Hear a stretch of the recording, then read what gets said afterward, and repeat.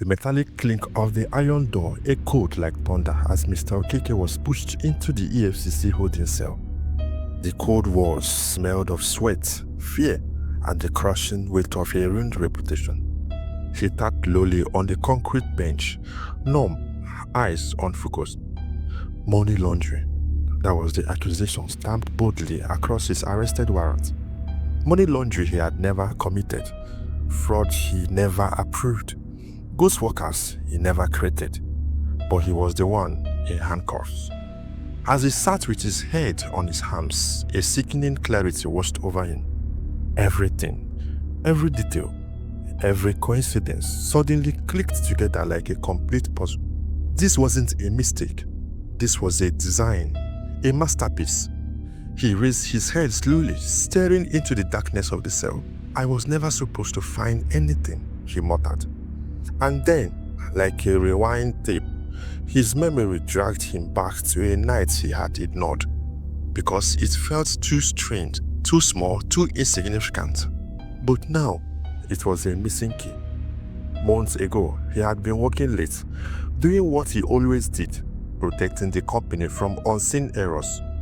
At around 12:43 a.m., an alert blinked on his screen. Motion detected, admin corridor. He clicked it. A black and white CCTV footage loaded. A figure flipped through the corridor like a ghost. Tall, slim, wearing a hooded jacket. His hidden body language too calm to be a thief, too confident to be a staff. He walked slightly as the figure walked straight to his office, opened the door, went straight to his desk drawer as if they had rehearsed the route.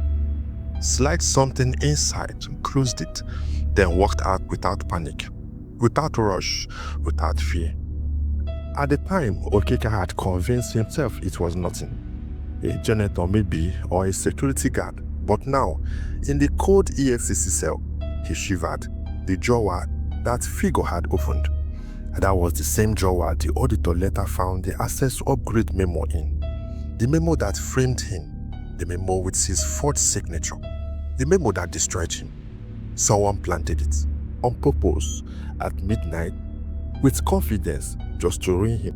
He felt a bell rise in his throat. God, who planned this? A guard finally shouted his name. "Okeke, your visitor is here." He was escorted into a small white room with a steel table. Sitting there in a crisp navy blue suit was Barrister Nnemeka of Blessed Law Firm. Calm, brilliant, dangerous when it comes to injustice. "Sir," the lawyer said gently, "tell me everything. From the beginning, don't leave out anything." And for the first time, Okeke spoke with trembling honesty. He described the ghost workers, the patterns, the manipulated blogs, the forged memo, the auditor's shocking discovery, his sudden termination, his arrest, his fear, the suspicious, and finally, the hooded figure on a CCTV. Barrister Nnemeka leaned forward, eyes sharp. "This figure, the one who entered your office, did they deserve the camera or avoided detection?" "Yes," Okeke whispered.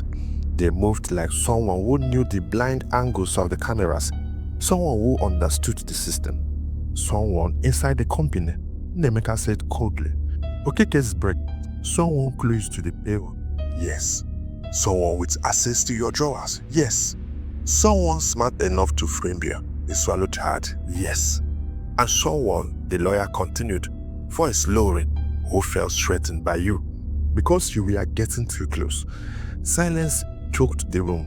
Then Okeke said the name he had been appraised to say louder. "Ruth Onoha." Barrister Nnemeka did not flinch. He did not smile.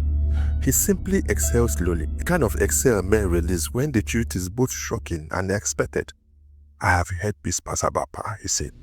Okeke's eyes widened. "What kind of whispers?" Okeke said. "That she is a strategic," the lawyer replied. "That she knows how to make problems disappear.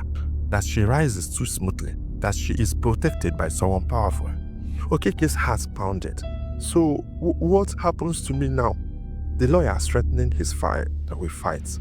"But the evidence," Okeke began, "was planted," Nnemeka cut in. "And if someone planted it, They left fingerprints, but the CCTV shows a body shape, a height. The lawyer replied, "People don't realize how unique their work is. We can extract it, we can match it, we can track the blind spot, we can follow the timing, we can find the digital trail." Okeke stared at me. "You believed me?" Nnemeka met his eyes with the steady confidence of a man who has won cases others abandoned. "I don't take cases I don't believe." The lawyer closed his file. "Mr. Okeke, whoever framed you made one mistake." "What mistake?" "They assumed you stay quiet." He leaned forward, "But they have forgotten something." "What?" Okeke said. "You are innocent." The innocent man fight harder than a guilty one. Keke's chest tightened. Not with fear this time, but with a faint spark of something he thought he had lost. The boardroom was silent, the kind of silence that feels like a drum beat under your skin. Rita walked in confidently, still dressing in her designer outfit, still wearing that fake smile she used to intimidate everyone. She believed today would be another day she would twist her lies, cry small tears, blame innocent workers, and escape punishment again. But today was different. The head auditor stood up slowly.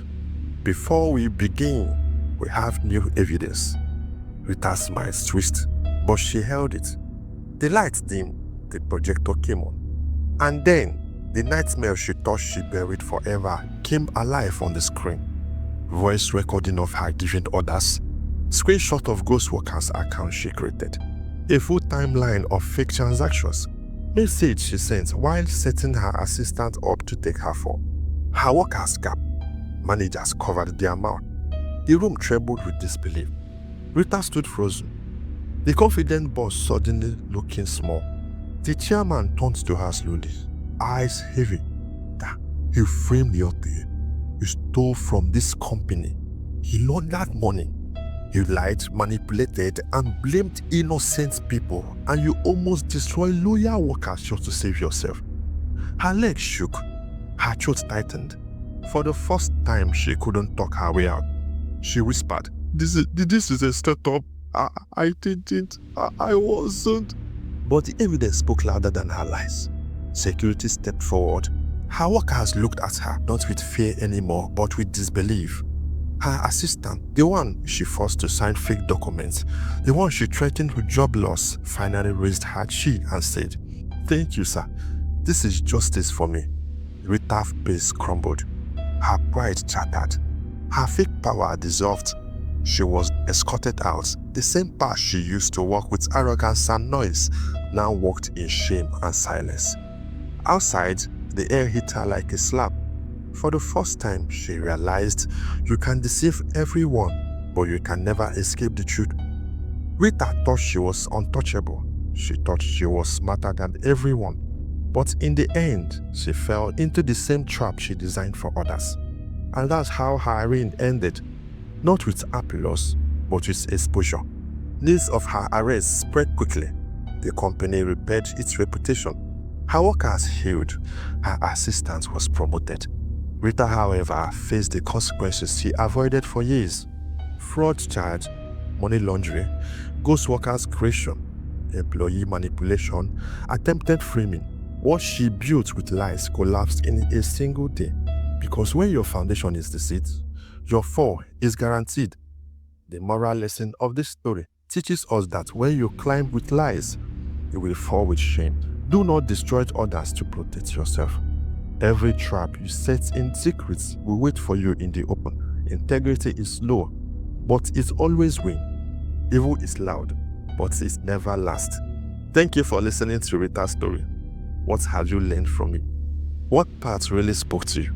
Share your thoughts in the comment section and remain blessed.